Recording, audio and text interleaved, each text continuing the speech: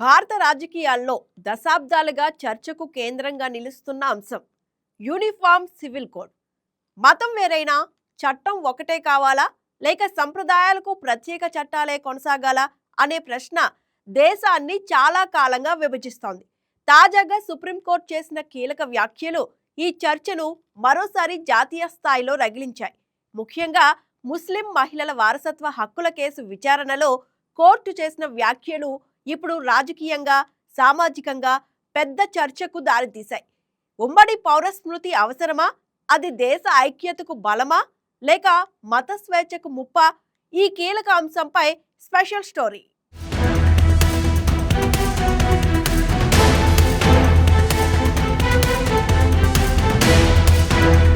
దశాబ్దాలుగా భారత రాజకీయాల్లో న్యాయ వ్యవస్థలో నివురుగప్పిన నిప్పులాంటి అంశం యూనిఫామ్ సివిల్ కోడ్. దీనిపై సుప్రీంకోర్టు చేసిన లేటెస్ట్ కామెంట్స్ మరోసారి దేశవ్యాప్తంగా చర్చకు దారితీశాయి.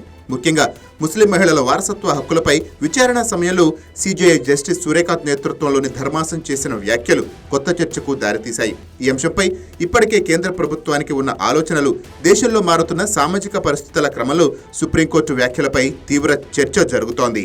దేశంలో ఉమ్మడి పౌరస్మృతిని రూపొందించుకోవాల్సిన సమయం ఆసన్నమైందని సుప్రీంకోర్టు తెలిపింది. ఇది చట్టసభల పరిధిలోనికి అంశమని స్పష్టం చేసింది. ముస్లిం మహిళల పట్ల వివక్ష చూపుతున్న 1937 నాటి షరియత్ నిబంధనలు రద్దు చేయాలని కోరుతూ దాఖలైన పిటిషన్పై విచారణ జరిపిన CJI Surya Kant, justice Joymalya Bagchi, justice R మహదేవన్ల ధర్మాసనం కీలక వ్యాఖ్యలు చేసింది. కేవలం మతం పేరుతో మహిళలకు ప్రాథమిక హక్కులు, సమానత్వం నిరాకరించడం సరైంది కాదని కోర్టు స్పష్టం చేసింది. వివక్షపై ఇది మంచి పిటిషన్ అని అభిప్రాయపడింది.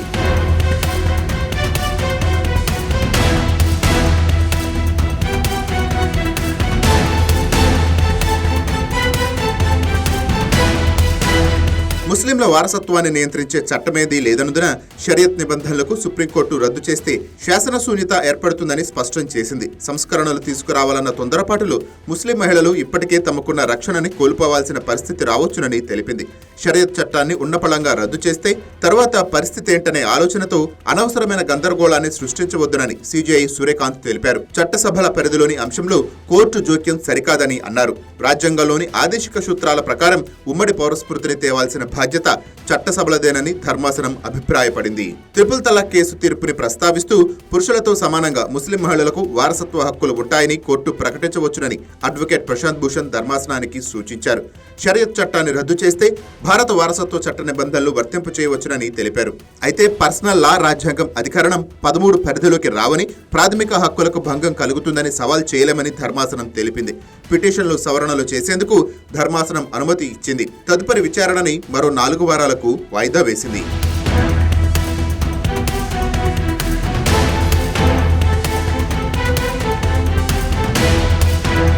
ఇక కేంద్రంలో అధికారంలో ఉన్న బీజేపీ ప్రభుత్వం తన ఎన్నికల మేనిఫెస్టోలో మొదటి నుంచి 3 ప్రధాన హామీలను ఇచ్చింది. అందులో ఆర్టికల్ 370 రద్దు చేస్తామని చెప్పింది, చేసింది కూడా. అయోధ్యలో రామమందిరం నిర్మిస్తామని చెప్పింది, ఇది పూర్తి చేసింది. ఇక మిగిలింది యూనిఫామ్ సివిల్ కోడ్ అమలు మాత్రమే.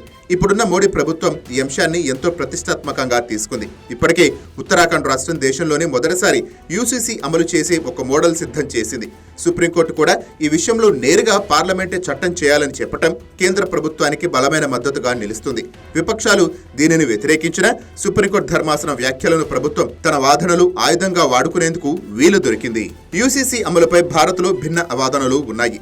ఉమ్మడి పౌరస్మృతి అమల్లోకి వస్తే వివాహం, విడాకులు, వారసత్వం లాంటి విషయాల్లో మతంతో సంబంధం లేకుండా మహిళలందరికీ సమాన హక్కులు దక్కుతాయి. మతం పేరుతో వేర్వేరు చట్టాలు ఉండటం వల్ల ప్రజల మధ్య అంతరం పెరుగుతోందని, ఒక దేశం ఒకే చట్టం ఉంటే ఐక్యత పెరుగుతుందని వాదిస్తున్నారు. 100 ఏళ్ల నాటి పర్సనల్ చట్టాల్లో మార్పులు చేయటం వల్ల సమాజం మరింత పురోగమిస్తుందని అంటున్నారు. యూసీసీపై కొన్ని ప్రతికూల వాదనలు కూడా ఉన్నాయి. భారత్ లాంటి భిన్నత్వంలో ఏకత్వం గల దేశంలో మతపరమైన ఆచారాల్లో ప్రభుత్వం జోక్యం చేసుకోవటం రాజ్యాంగ విరుద్ధమే అనేది కొందరి వాదన. కేవలం ముస్లింలే కాదు, ఈశాన్య రాష్ట్రాల్లోని గిరిజనులు కూడా తమ ఆచారాలను యూనిఫామ్ సివిల్ కోడ్ దెబ్బతీస్తుందని ఆందోళనలో ఉన్నారు. ఎన్నికల సమయంలో లబ్ధి పొందేందుకే ప్రభుత్వం ఇలాంటి నిర్ణయాలు తీసుకుంటుందని విపక్షాలు ఆరోపిస్తున్నాయి.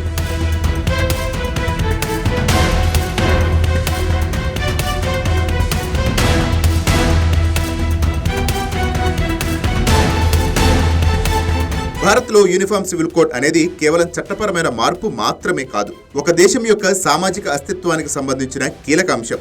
మతం, సాంప్రదాయం, రాజ్యాంగం మధ్య ఉన్న సమతుల్యతని ఉమ్మడి పౌరస్మృతి సవాల్ చేస్తోంది. అదెలాగో అర్థం కావాలంటే యూనిఫామ్ సివిల్ కోడ్ అంటే ఏమిటో సమగ్రంగా తెలియాలి. అప్పుడే దాని అవసరమేంటో అర్థం అవుతుంది.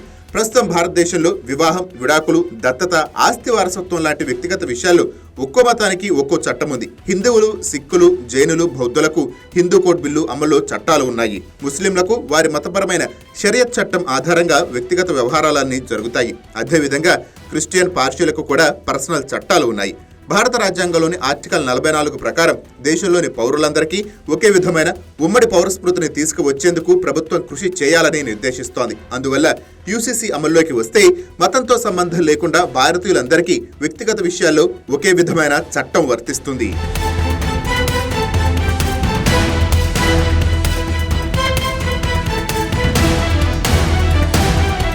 ఉమ్మడి పౌరస్మృతి అమలుపై ఎక్కడ సమస్య వస్తుందంటే కొన్ని మతపరమైన వ్యక్తిగత చట్టాల్లో మహిళల హక్కులు పురుషులతో పోలిస్తే తక్కువగా ఉన్నాయని, ఇది రాజ్యాంగం కల్పించిన సమానత్వ హక్కుకు విరుద్ధమనే వాదనలు ఉన్నాయి. ఆస్తి పంపకాల్లో వాటా కానీ, భూభార్యత్వం లాంటి అంశాలు ఇప్పుడు చర్చకు వస్తున్నాయి. సుప్రీంకోర్టు ఇప్పుడే కాదు, గతంలోనూ యూసీసీ అవసరంపై తన అభిప్రాయం క్లియర్గా చెప్పింది. మతపరమైన చట్టాలను రద్దు చేయడం కంటే నేటి తర సమాజానికి అనుగుణంగా అందరికీ వర్తించే సమగ్ర చట్టాన్ని తీసుకువస్తే మంచిదని సుప్రీంకోర్టు భావిస్తోంది.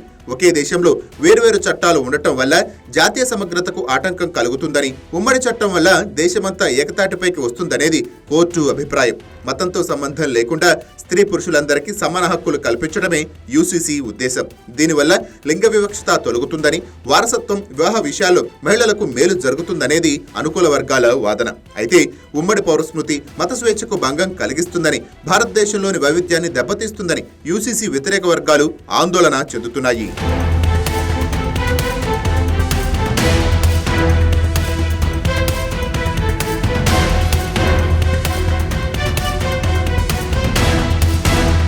దేశంలో యూసీసీ అమల్లో ఉన్న రాష్ట్రాల్లో గోవా ఒకటి. ఇక్కడ దశాబ్దాలుగా గోవా సివిల్ కోడ్ అమల్లో ఉంది. ఇది 1867లో పోర్చుగీస్ వారు ప్రవేశపెట్టిన చట్టం. 1961లో గోవా ఇండియన్ యూనియన్లో విలీనమైన తర్వాత కూడా ఈ చట్టాన్ని అలాగే కొనసాగించారు. ఇక్కడ మతంతో సంబంధం లేకుండా వివాహం, వారసత్వం, ఆస్తి హక్కుల విషయంలో అందరికీ ఒకే చట్టం వర్తిస్తుంది. ఇక దేశంలో సొంతంగా యూసీసీ బిల్లును రూపొందించింది, ఆమోదించిన తొలి రాష్ట్రం ఉత్తరాఖండ్. బహుభార్యత్వంపై నిషేధం, లివ్ ఇన్ రిలేషన్షిప్ లో రిజిస్ట్రేషన్ తప్పనిసరి చేయటం, ఆస్తి హక్కులలో మహిళలకు వాటా కల్పించడం లాంటివి ఇందులో ఉన్నాయి. గుజరాత్, అస్సాం కూడా యూసీసీని అమలు చేస్తామని ప్రకటించాయి. దీనిపై అధ్యయనం చేసేందుకు కమిటీలు కూడా వేశాయి. కేంద్రంలోని నరేంద్ర మోడీ సర్కార్ కూడా దేశవ్యాప్తంగా ఒకే చట్టం తీసుకురావాలని చాలా నెలలుగా కసరత్తు చేస్తోంది. ఇప్పుడు సుప్రీంకోర్టు కూడా సానుకూలమైన వ్యాఖ్యలు చేయడంతో మరోసారి ఉమ్మడి పౌరస్మృతిపై చర్చ మొదలైంది. కేంద్రంలో అధికారంలో ఉన్న బీజేపీ ప్రభుత్వం ప్రధానంగా వివాహం, విడాకులు, ఆస్తి హక్కుల్లో మహిళలకు పురుషులతో సమాన హోదా కల్పించాలని చూస్తోంది. వ్యక్తిగత చట్టాల్లోని సంక్లిష్టతను తొలగించి సింపుల్ గా యూనిఫామ్ సివిల్ కోడ్ తీసుకురావాలని చూస్తోంది. అన్ని మతాల్లోనూ బహుభార్యత్వంపై నిషేధం తప్పనిసరి చేసే ఆలోచనలో ఉన్నట్టు తెలుస్తోంది. దీనివల్ల సామాజిక నిర్మాణంలో పెనుమార్పు వస్తుందనే చర్చ జరుగుతోంది. కానీ భారత్ లాంటి వైవిధ్యభరితమైన దేశంలో యూసీసీ ఓ సున్నితమైన అంశం అయినప్పటికీ ఇది అమల్లోకి వస్తే రాజ్యాంగం ముందు అంతా సమానులమనే భావన బలపడుతుంది. మహిళలకు సామాజిక భద్రత పెరుగుతుంది.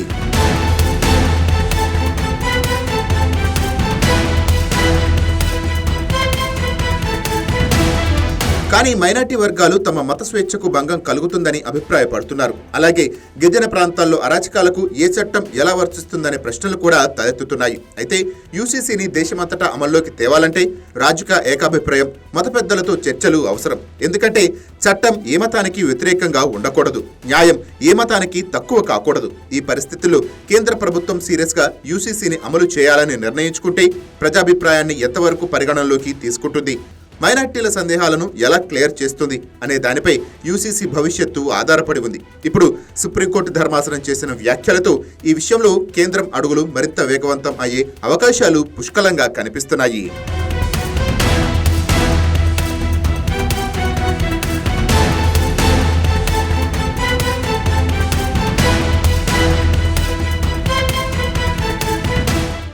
యూనిఫామ్ సివిల్ కోడ్ ఇది కేవలం ఒక చట్టం కాదు, దేశ సామాజిక నిర్మాణాన్ని మార్చే పెద్ద నిర్ణయం.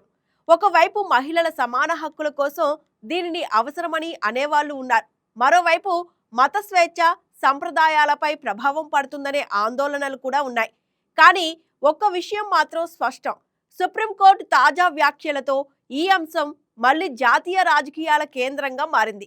ఇప్పుడు దేశం ఎదురుచూస్తున్న ప్రశ్న ఒక్కటే: ఉమ్మడి పౌర స్మృతి నిజంగా అమల్లోకి వస్తుందా, లేక మరోసారి చర్చలకే పరిమితమవుతుందా? Please subscribe to YK TV Network. Please subscribe to YK TV. Please watch YK News.